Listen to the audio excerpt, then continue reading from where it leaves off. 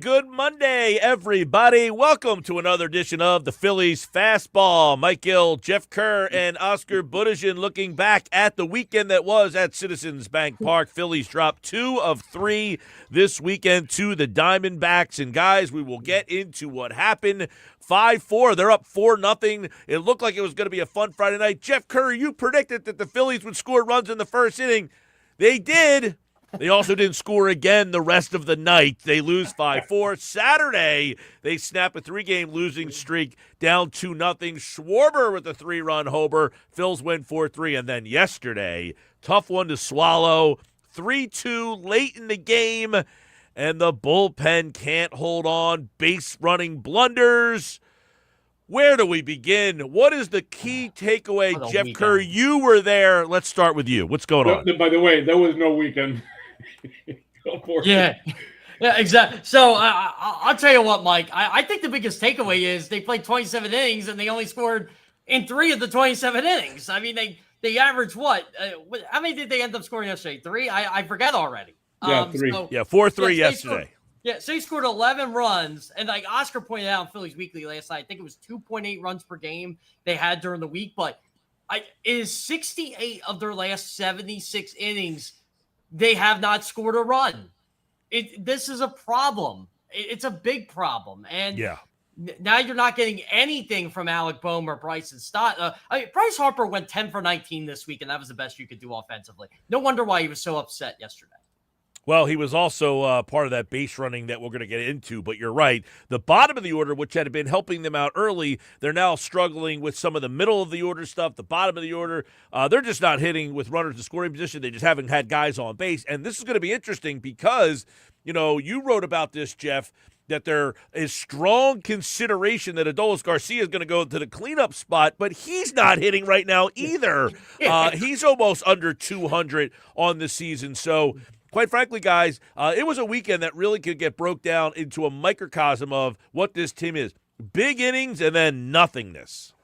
I think Bryce Harper put it, and I know he was talking about his base running mistake, but it's probably this weekend was just bad baseball. I mean, that's the reality of it.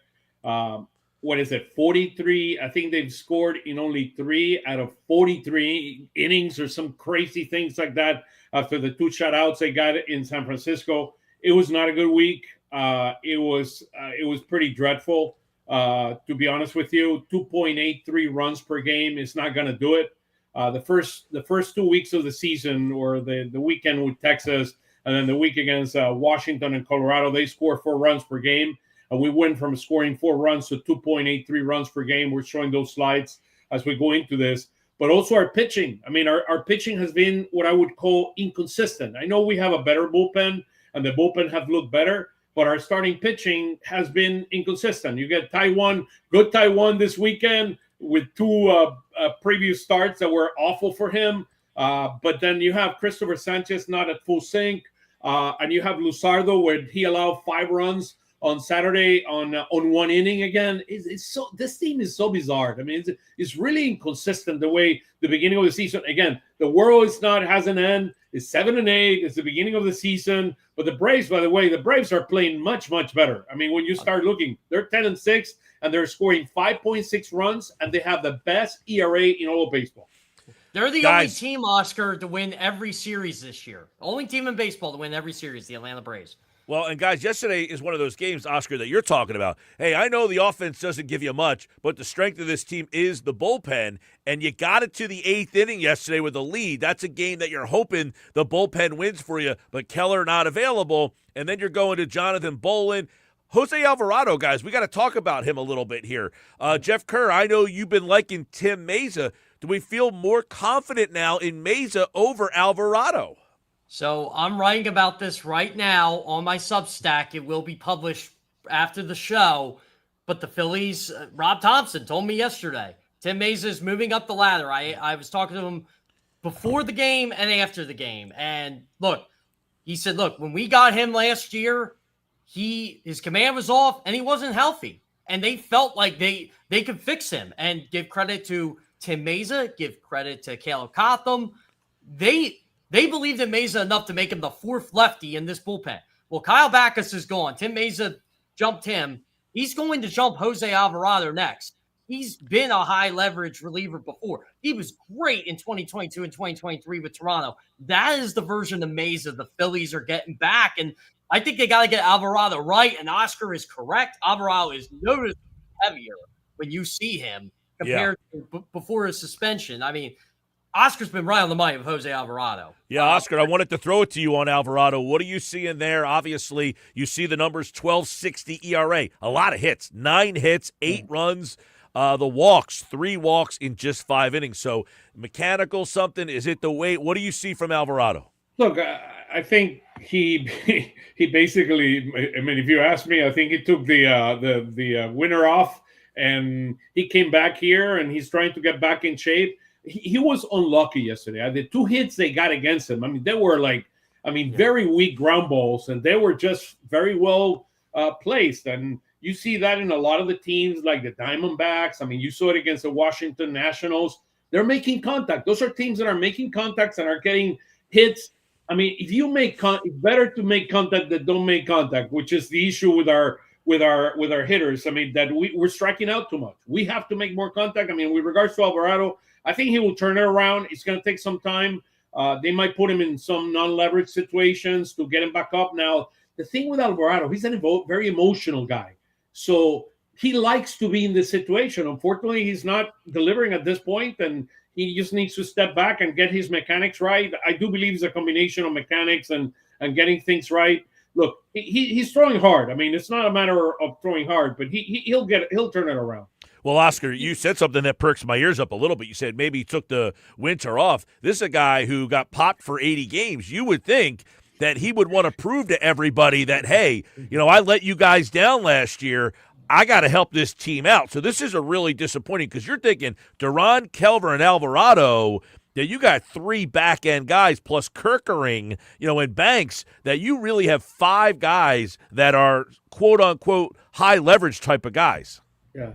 I mean, to me, the way it looks, I don't know if he took the winter off, or I know he was posting last winter and he was working out every single day. I mean, unfortunately, he took something to lower his weight, and I mean, I'm seeing the weight up there right now. And look, he'll come around. This is a competitor. He's a proven guy. This is not the first rodeo that he's going around. But look, I tell you the same thing about our lineup. You got to, whomever is hot. Maisa has pitching 7 games, and he's only allowed 2 runs, 10 strikeout, 1 base on ball. He's our hottest reliever right now. You gotta bring him up, and he needs to be together with Keller and Duran, the guy who needs to pitch. He's the best reliever, and like if that's going to be your high leverage lefty, that's who you go with, and you hope Jose Alvarado gets right. And I agree, Oscar. You can't worry about how Jose Alvarado's feelings right now. You want your feelings fixed, pitch better. And Couple things I want to get. Friday night real quick. The big move in the game, Luzardo in the 5th. He faces McCann, a right-handed hitter. He's up around 80-plus pitches. You keeping Luzardo in that spot? I think so. I would. He's a proven guy, yeah. Look, Luzardo has had bad luck. I mean, Kyle Fisher was saying yesterday in Phillies Weekly that his FIP is at 2. His ERA might be at what, 6 something or whatever the number is. Yeah, it's over 6. Yeah, his ERA is 6.23. His FIP is at 2. So basically, he's been unlucky. I mean, he's had 2 or 3 innings like he had last year that were unlucky innings. He'll turn around. Look at his. I mean, we're looking at the screen at the chart here. Look at Luzardo. He's pitched 17 innings, 26 strikeouts, 4 base on balls. Those are elite numbers. Talking about our favorite word. I'm not even concerned about them, honestly.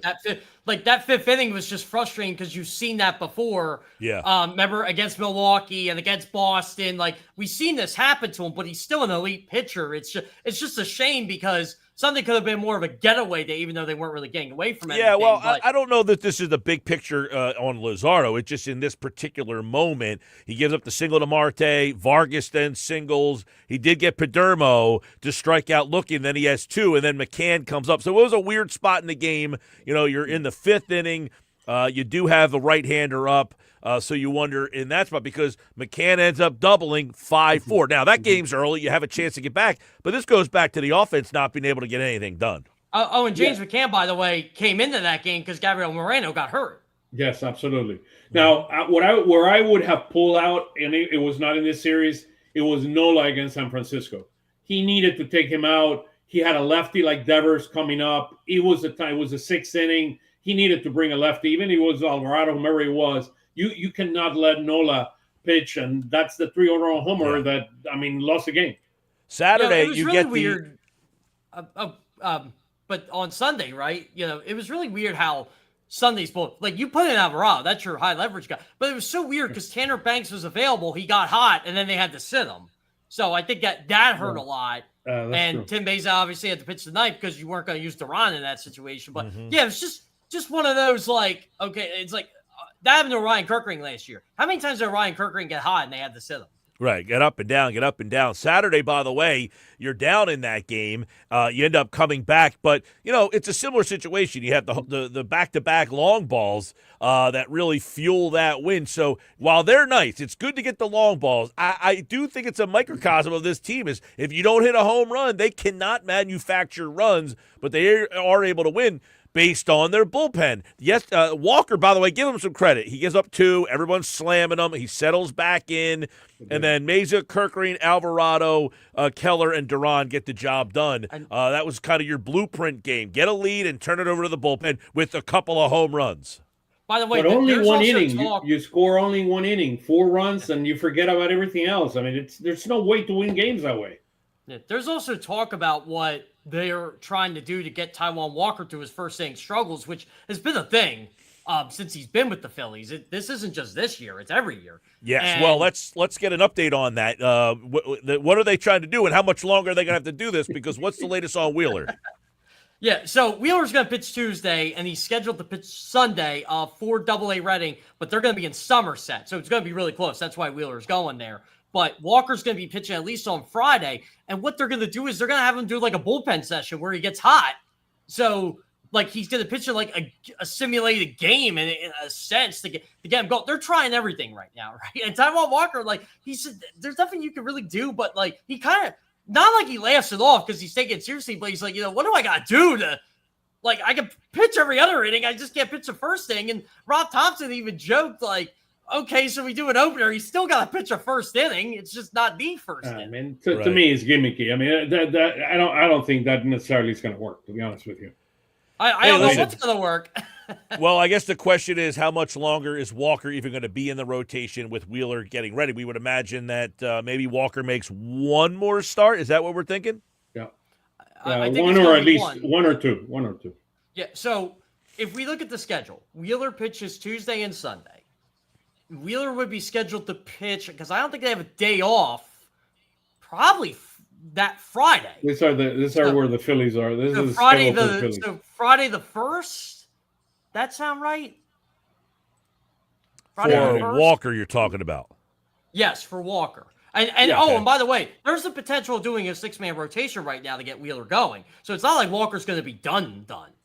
That's true. Yeah. I guess you could do that. And then obviously that would give him a little bit extra, space between those starts. And then obviously yesterday you had the weird situation with Zach Pop having to get the start because of Painter's migraine. Now, Jeff, you were there. You kind of documented. You saw Painter doing long toss.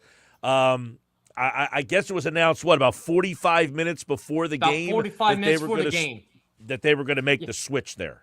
So it was really weird. I got the text message. I was just finishing my lunch, and Andrew Painter scratched. We're like, hold on, let's go run. So, like, I'm looking for Andrew Painter on the field, and, like, I'm like, okay, I guess he's not fit. And it was weird because I saw him in the clubhouse, and he looked fine, but, you're not going to diagnose a migraine anyway. You don't know how he's really feeling. And, I thought he was getting ready for a start, getting ready to go, and turned out he was trying to combat a migraine that he woke up with, and he said he's never had it on the day of a start. He's always had it the night before. But, like, when you're throwing up in the morning, that's some serious stuff. And for him to just even battle just to get out there and throw and said, like, just give him innings. And he said, look, when I went out there, I was 100% and I could go as long as they needed him to. 5 innings, 80 pitches. And according to Bryce Harper, all he said was 4 words. He threw the ball well. 5 words. He was special yesterday. He was really special. I saw the Andrew Painter that we saw 3 or 4 years ago. I mean, 7 strikeouts in 5 innings, only 3 hits. He looked the part, big time. Yeah, 7 strikeouts. And you know what, Oscar? Like you said, his curveball was great. His breaking pitch, his velocity was down on his fastball and his sinker, and he's still able to get those guys out. That's where you're a major league pitcher. And Zach Wheeler has even admitted that. If I don't have my fastball, I take a lot of pride in being a major league pitcher. I'll figure it out. I love his slider, by the way. Yeah, by the way, 5 innings, he gave up 3 hits. He gave up a run. He had 7 strikeouts and just 1 walk. So Painter comes in after Pop gets the start, pitches the first 2 innings, and then they turn it over to Alvarado, and that's when the game kind of gets away from them there. Alvarado can't get out. He gets 1 out, I think, yesterday for Alvarado. Then Bolin came in. He gives up the hit. Did strike out 2. They turned it over to Mason, but they couldn't get anything going offensively. They lose 4-3, and the Diamondbacks win 2 out of 3. Tough one to swallow yesterday because some base running problems, guys, and this has been a problem the last couple of years, and Harper gets thrown out trying to get a double. Marsh doesn't know where the ball is, and then a weird thing. I noticed it this morning as I was watching the replay. Marsh sees the ball in the air, and then he goes to second base and taps it as if he had a tag second to go back. I was like, what are you doing? Not that he would have made it back to first, but I think it's indicative of the base running problems this team constantly has, and people wondering, are they being held accountable for this? Yeah, I swear. I thought he didn't know that there were 2 outs. Or there was 1 out. I thought he thought there were 2 outs. I think, look, he tried to. I mean, he tried to go to second, and it was unfortunate. Garcia should not have swung at that pitch. That's the other thing. You need to. Garcia had a terrible at bat, Oscar. A terrible at bat. Yeah, he should. I mean, if the guy's running, let him steal the base. 2-0 pitch. He swings and fouls one off, and Marsh is halfway to third almost. Yeah. So look, it's very unfortunate. And look, it's. I mean, like Harper said, it's bad baseball. I mean, it's just bad baseball, and that's where the Phillies are right now. And look, and how do you fix it? Guys, they need to get going. They need to get going, or we're gonna start looking at the Braves. I mean, taking full advantage of the opportunity where you're not playing good baseball. I mean, that's it's gonna be okay. Let's look at the wild card. Look at the run differential, guys. Plus 46 for the Braves. We're at minus 16. We're the worst in our division. I mean, by the way, talk about early. Last year, the Braves got buried early, and they could never get back into it. They just could not get going. Year. Yeah. And the Braves said, we need to start fast this year. That's all they said in spring training. They knew this was coming. Remember, this is like the Phillies a couple years ago. We need to start fast, and they did. It was 2 years ago. They won 29 of 35 in May. What the Braves are doing, the Braves look like they could make a run like that. Well, guys, obviously they got the Braves coming up this weekend, but before that, let's look at the Cubs series and set that one up for the people here on this Phillies Fastball segment today. Oscar and Jeff, obviously the Phillies turning over the rotation. Christopher Sanchez. They won't see a lefty until Wednesday, Imanaga, but they do have lefties in their bullpen, so you're not going to see the lineup stacked with all those lefties. But Christopher Sanchez goes tonight, and he got hit around in his last start, so I would anticipate a good one tonight from Christopher Sanchez, guys. Yeah, me too. I'm expecting Christopher. I mean, I'm expecting that we're going to win 2 or 3 games. We have our best pitchers going out there. I mean, Andrew Painter, let's put him aside for now, but after that great relief appearance. But I do believe now, look at the Cubs. They're 10th in hitting, and they're 10th in runs scored per game, and they are 6th in ERA. So, I mean, they're not going to be an easy walk. We're going to have to play much better baseball, but I do believe that having Christopher, Aaron, and Luzardo going, I think we have a very good chance of winning 2 out of 3 at least from the Cubs. And now things are going to become tough because when you start looking moving forward, you have Cubs, Braves, Cubs, and Braves. So it's not going to be an easy walk over the next 2 weeks.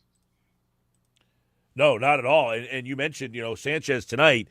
He did not pitch well, so you would anticipate. But Nola, you never know what Nola you're going to get. So there's a key matchup in the middle. And then, of course, Luzardo, who looked really good and then kind of had that inning against Imanaga.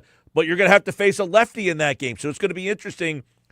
what they do with their lineup when they face the lefty on Wednesday, because now they're in this spot where they're going to be changing their lineup like all the time, still trying to figure out what to do here. They went with the lefties all stacked over the weekend, obviously not going to do that moving forward. And then you get to Wednesday, what do they do in that particular game there? Plus, you've got guys like Kemp and Sosa who haven't played in a little while now because of all the right-handers that you have faced and the fact that there was no lefty in the Arizona bullpen. I'll tell you what, this is what I would do right now. I would play Mundito at third to get Alec Bohm something. Like, it's just not giving you anything. Like, just play him. Like, that's what he's there for. Or Otto. Any of these guys. Like, you got to give Alec Bohm some time right now. I mean, he's just lost. I will start rotating Mundito this week. Just playing almost every day, either at third or second, and just maybe he'll bring some energy to start sparking this team, because this team, I mean, this team, the offense looked lifeless. I like what I'm seeing on the pitching, but the offense looks lifeless. Unless you hit a home run or a double. I mean, unless you have this, you need to start getting base hits, start moving the runners. You got to start creating baseball. I mean, versus just waiting for the big hit to come. It's not going to come, guys. It's not that easy. This is why I really like having Garcia on this team. Sunday morning, I look, it's not noticeable, but the clubhouse is like kind of dead because it's, the morning game. It's a day game, right? Everybody's starting to fill in. You hear Adolis Garcia and Mundito, they're best friends anyway, but like, they're like, dude, we get to play baseball today. Like, they're fired up. Like, I don't think I think Kyle Schwarber has said when they try to do too much is when they have problems.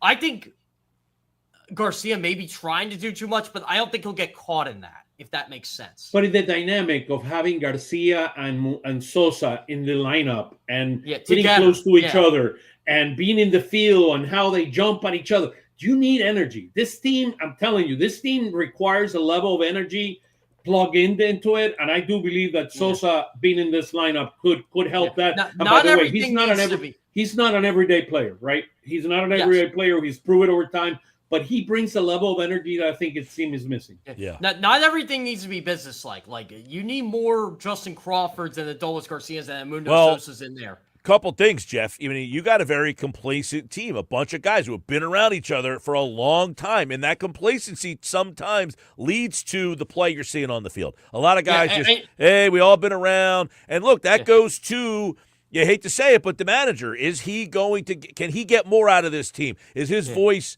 a couple of years ago, they changed to Rob Thompson because of Girardi, and the team's record was not where it was. They kind of took off. Here we are a few years later, and if this thing doesn't kind of pop here, you wonder if Rob's voice starts to get a little stale.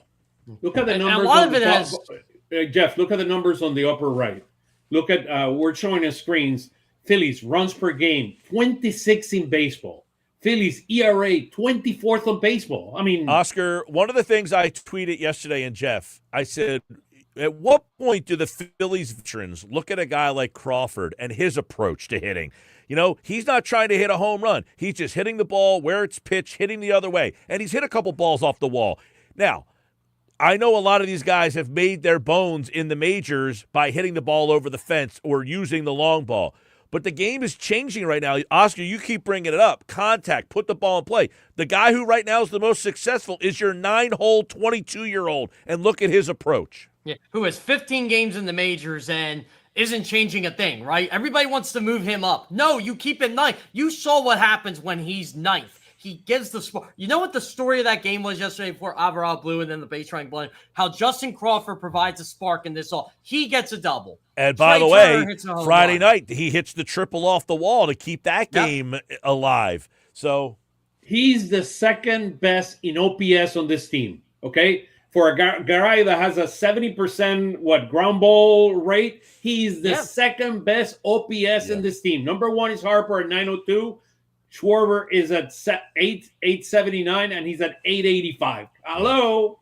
Yeah. Hello. Analytics be damned, guys. It's funny because before the season started, I was having a conversation with a friend of mine, and he said he didn't like Crawford. He didn't think he'd be very good. I said, this is the kind of kid that you need now. These guys who want the launch angle and the home runs, that era seems to be kind of going away a little bit. These pitchers have figured how to Well, these pitchers have figured out how to pitch to those guys. Absolutely. And you know who fits well in this new era? He's in Reading right now, and he's their DH, but he's going to be playing left field soon. Dante Nori. Like, I'm telling you, I've seen a lot of good players come through Reading. Justin Crawford, Aiden Miller. Dante Nori's up there. Like, he is legit good. Real quick, before we get out of here, you just said Aiden Miller's name. You just said Aiden Miller's name. What's the latest on him, Jeff? He's not swinging the bat. Yeah. He's not. It's going to be a while. Yeah, it's gonna be a bad. It's gonna be there. I mean, look, Miller. I just think we just need to be patient and wait for the Phils to provide us the right information. But for now, look, I think the best energy that you can bring right now is put Mundito from Phillies Fastball. Mundito in the lineup. Put Mundito in the lineup. You would like Sosa in that line. I know there's a lot of people who listen on the radio who keep saying Sosa should play more. Sosa should be the everyday guy. Forget Stott. Move on from him. Stott 196, a 260 on base percentage. I think the big thing there is they got to get him out of the 5-hole, get him back down to a less important position in the lineup. That would be one. We'll see what happens. It's the Phillies and the Cubs, our Phillies fastball segment. Of course, tomorrow we're back. We'll recap this one and look ahead to tomorrow with Aaron Nola on the mound. Guys, Phils lose 2 out of 3 to Arizona, a 9-game homestand. They are 1-2. Let's see what the Phillies and the Cubs bring to the table. And, of course, Oscar and Jeff here on Phillies Fastball. We're back again tomorrow with more fastballs, hopefully some winning fastballs from the Phillies. Guys, we'll talk to you tomorrow. That was